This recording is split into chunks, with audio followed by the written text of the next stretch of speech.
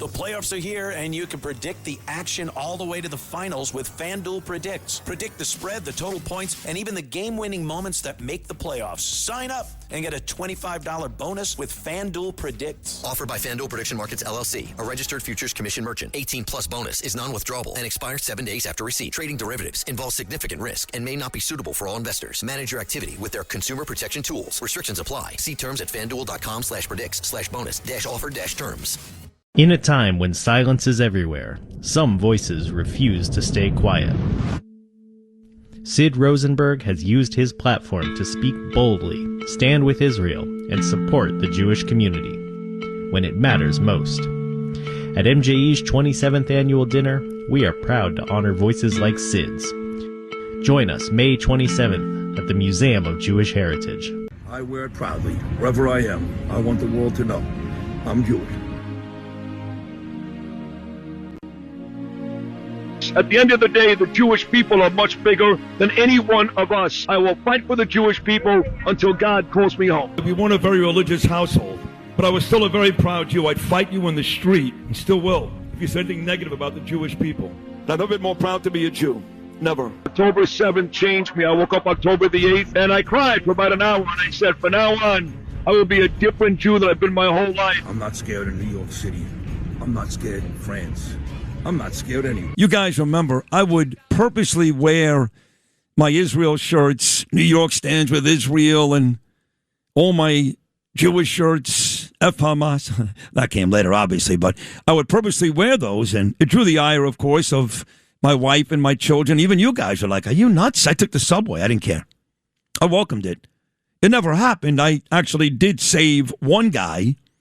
You remember that, gentleman, on his way to Brooklyn on a Friday on Shabbat from some out-of-control strap hanger. Did save him. But otherwise, they've never messed with me because they're cowards. They wouldn't do that because I'm a pretty big guy, and I look like I can kill you. I probably can't, but I look like I can. So they pick on little kids who wear yarmulkes and tzitzis and, you know, the guys that look like they can't defend themselves. And the truth is they can't. Because Jewish people in this country, to Dov Hikien's point and mine and Michael Rappaport, they're not trained like the Israelis are. Israelis, 8 years old, they got a gun already, okay? You try to mess with a 13-year-old kid in Israel, he'll kick your ass. Here, they take off the yarmulke. They hide their Morgan Davids. I can't stand that. So tonight, I'm being honored with a bunch of really cool people. Aaron Molan, big star in Australia. Bruce Pearl, one of the greatest college basketball coaches ever, most recently Auburn. Who else is tonight? Oh, Emily Austin, our dear friend Emily. And some guy I don't know, but he's got a lot of followers, James Maslow, over 2 million followers. At any rate, the Manhattan Jewish Experience will host its 27th annual dinner at the Museum of Jewish Heritage tonight. And Mark Wildes is the rabbi that founded the place, going on 30 years, 1998, and he's kind enough to join me on this big morning. Rabbi Wildes, how are you, pal? Nice to have you. I'm great. Thank you so much for having me. What an honor.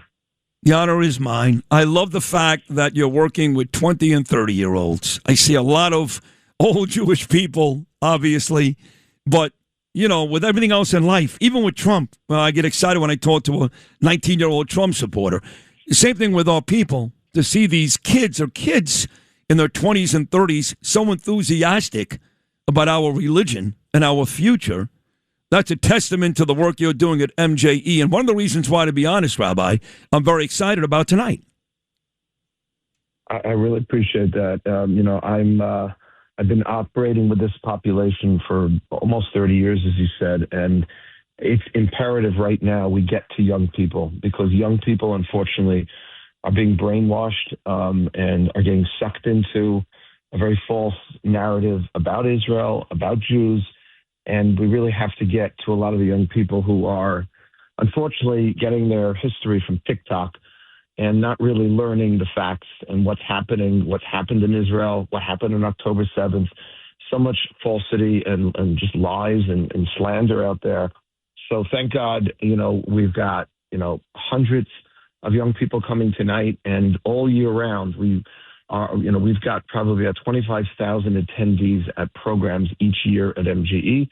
And it's just been great. People are really proud to be Jewish. And I've always said this, that if you don't understand something, you can't be proud of it. You can't ask someone, a young person, to be proud of who they are as a Jew or of the state of Israel if they've never been there, if they've never visited, if they have no history, if they have no understanding of it.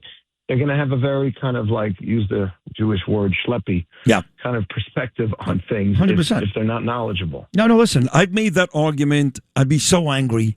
I have friends here. They'd be commenting about the Palestinians from Staten Island. Never been to Israel. They'd be commenting about the Palestinians from Brooklyn. Well, the war started in 2023. Now, to be honest, for 56 years, I'd never gone to Israel. Always wanted to, never went. Well, I'm going back again on June 18th. I've been bestowed the honor for the second straight year of speaking at the JNS.org International Policy Summit. Just so you know, the speakers that speak there include Bibi Netanyahu, Mark Levin, Mike Huckabee, Ron Dermer. I think you'd agree, a pretty big list. And I speak with those guys now every year. It'll be my 5th trip to Israel since the war started in 2023. And unless you actually see the dynamic between the Israelis and the Arabs, this lie about how we're killing innocent Palestinians and the genocide, they're so stupid and so misinformed, you have to go to Israel to see it to really know the dynamic. How about that?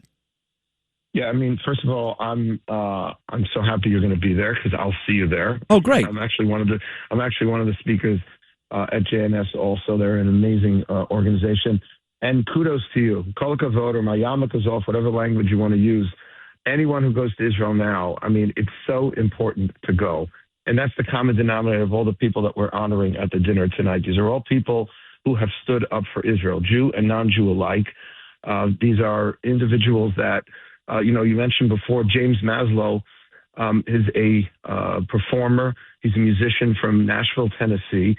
He lost over 1 million followers on his Instagram because he went to Israel after October 7th to show his support for the Jewish state.